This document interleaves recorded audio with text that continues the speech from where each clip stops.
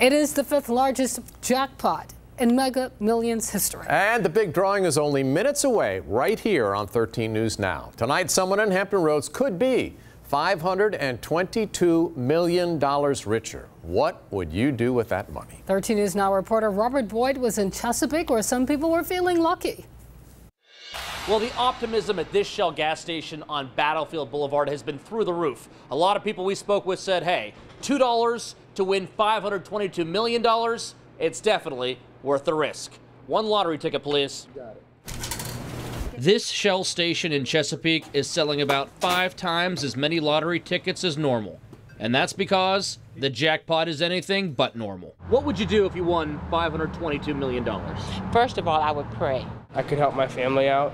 I could buy my mom a house. Go to Hawaii.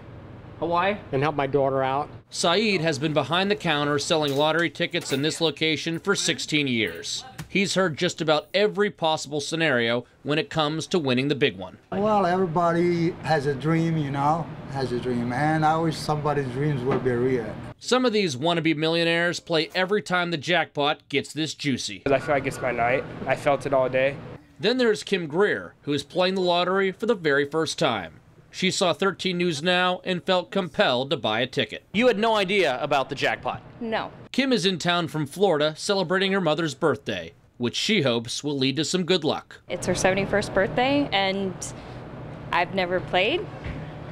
How can I not win? Don't tell Kim, but the actual odds of winning the jackpot with a $2 ticket are 1 in 302.5 million. Wow, that's all I gotta say about that. But others say, as long as there's a chance, you gotta think positive. I have the lucky one, the one. In Chesapeake, Robert Boyd, 13 News Now.